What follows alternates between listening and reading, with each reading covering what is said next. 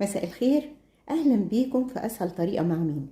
النهارده هنعمل فطاير في منتهى الجمال، حاجه كده بسيطه ولذيذه جدا، وتتعمل في المدارس وتتعمل في العشاء وتتعمل في الرحلات. حاجه في منتهى الجمال. انا شخصيا كنت بعملها لولادي في المدرسه. يلا بينا نشوف هنعملها ازاي. بسم الله الرحمن الرحيم.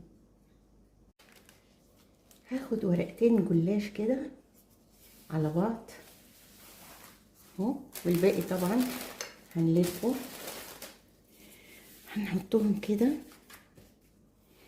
هندهنهم شوية زيت خفيف كده خالص اهو. هحط بقى حتة جبنة، اي نوع جبنة، شيدر، جودة، رومي، اللي انت بتحبيه هحط. تمام. انا بقى مقطعة الفلفل الرومي حلقات كده، يعني ما فتحتوش، خليته حلقات. احط الحلقة بتاعتي كده، هجيب البيضة واحطها جوه الحلقايه دي على قد ما اقدر كده. احط شويه فلفل اسود، احط عليها بقى بسطرمه اهي، وهحط حته جبنه تانية برضو اي نوع احب. جلاش وهطبقها كده مرتين كده عليها، وهروح دهنه شويه زيت خفيف كده،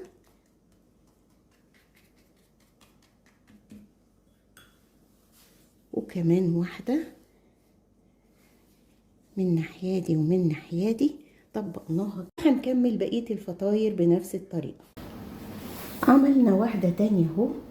هنحط بقى المرة دي طماطمايه كده، نحاول بس نفتحها كده من هنا شوية عشان لما البيضة تنزل جوه الطماطمايه. هنحط كمان الفلفلاية، وهنجيب البيضة ونفس اللي عملناه في الأولانية هنعمله في التانية.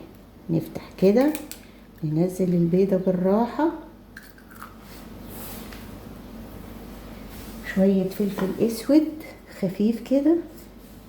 طبعا انا ما بحطش ملح لان انا حاطه جبن وحاطه بسطرمه وحاطه يعني حاجات كلها فيها ملح، فانا لو حطيت ملح هيبقى ملح زياده جدا.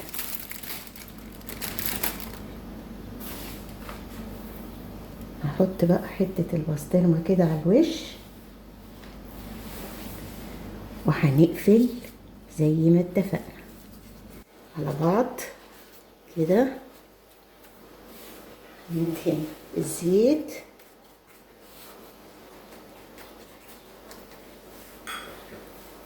نقفل كده وكده. فطايرنا الجميلة طلعت خلاص من الفرن. طبعا ما خدتش وقت خالص لان الجلاش اصلا ما بياخدش وقت خالص. حلوة جدا، مقرمشة جدا، بصوا بس من جوه طرية جدا. بصوا، تعالوا نشوف كده لما نقطعها يبقى شكلها عامل ازاي. هنقطع بقى واحدة كده، بصوا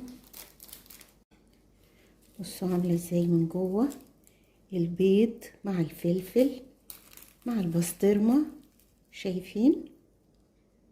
حاجة في منتهى الجمال، هتعجبكم جدا ويا ريت تجربوها. وان جربتوها وعجبتكم ما تنسوش اللايك والشير والاشتراك في القناة عشان يجيلكم كل جديد، وما تنسوش التعليقات اللي بستناها عشان اعرف رأيكم في اللي انا بقدمه.